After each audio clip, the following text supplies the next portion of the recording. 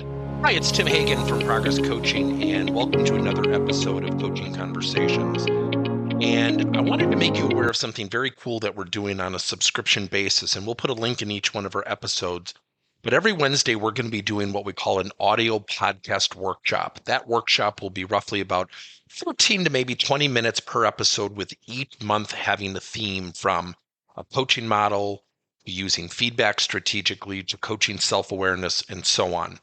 So if you could look in the body or in the content description of each episode, and you will see a link where you can join this subscription. These are literally 4 workshops every month, teaching specific strategies to address a particular area of workplace coaching, as it relates, again, to things like awareness, motivation, teamwork, and what have you.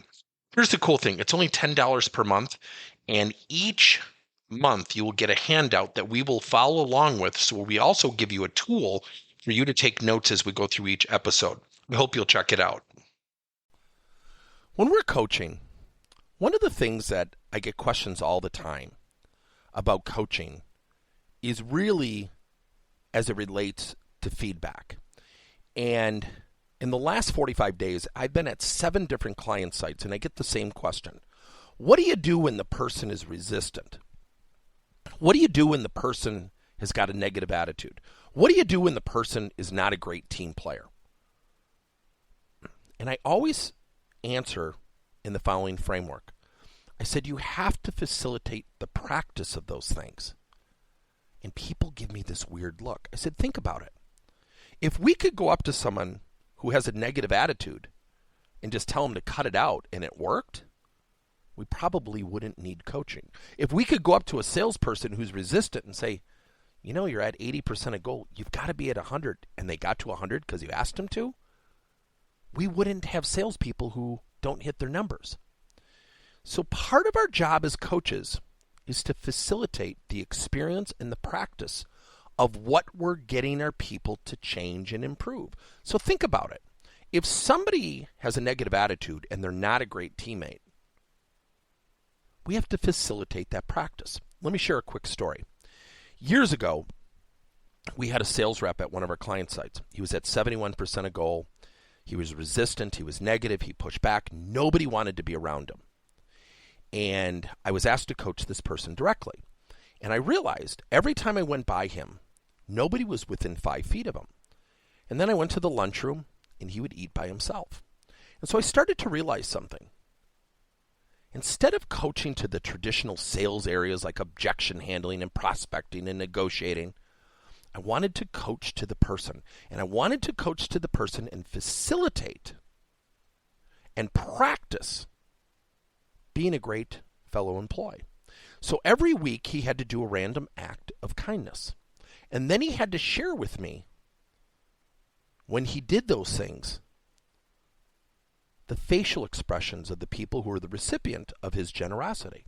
So after about 45 days, he started to realize that he was getting positive responses because I made him describe to me, when you do your random act of kindness and you do something for somebody, I want you to be able to describe how they react. And he started to realize, boy, there's a power in just being nice to people, as corny as that sounds. And over time, his numbers started to go up. He went from 71 to 119%. Why? We did no formal sales training, no formal sales coaching. So the funny thing about it is, the kid's numbers went up. So we have to, as coaches, facilitate the change. Let me give you another example. Let's say we have someone who's very resistant as a teammate, doesn't get along well with others. And we always go back to the activity. So when you're coaching, you have to facilitate an activity, which facilitates the practice or the experience you desire with your employee. So let's say we have a resistant employee, and maybe they just don't know how to listen. Maybe they don't have the knowledge of active listening. So in order to facilitate skill, we have to start with knowledge. Knowledge. Do you know what active listening is? Active listening is the ability to paraphrase back to somebody what they said. And I just led a session at a client site with a bunch of coaches, teaching them the power of listening. Because when we think about listening, what are we usually doing? We're thinking about what we want to say while someone's talking. So are you listening to understand, or are you listening to respond? So once you have the knowledge, then we get to practice it. And if you really want to make sure your people have the knowledge, have them teach it to you. So Bob, just so I don't make assumptions, teach me your understanding and how you could use it to facilitate great teamwork when it comes to active listening. Let's say Bob does it well. Then you can transition into skill development. Well, Bob, let's have a conversation, but let me go first. If you want to develop your people and practice and facilitate a great experience and the experience of change, don't just ask them to practice. Be an equal participant, because then we are moving towards the same goal together. So again, knowledge, have them teach it. Skill, have them practice it. And if you use positive reinforcement within that process, good things will happen. Thank you for listening to another episode of Coaching Conversations by Tim Hagen and Progress Coaching. Now, our company is always coming out with new and innovative solutions to help leaders coach their employees. And recently, we just created a new service called Coach to You, where leaders can pick and choose topics and assign 7 to 21-day programs for employees to learn and, more importantly, apply actions and then reflect and share what they're going to do going forward as a result of the learning. It's called Coach to You. We're literally bringing coaching to your employees.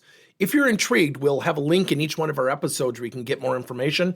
And again, thank you so much for listening to another episode.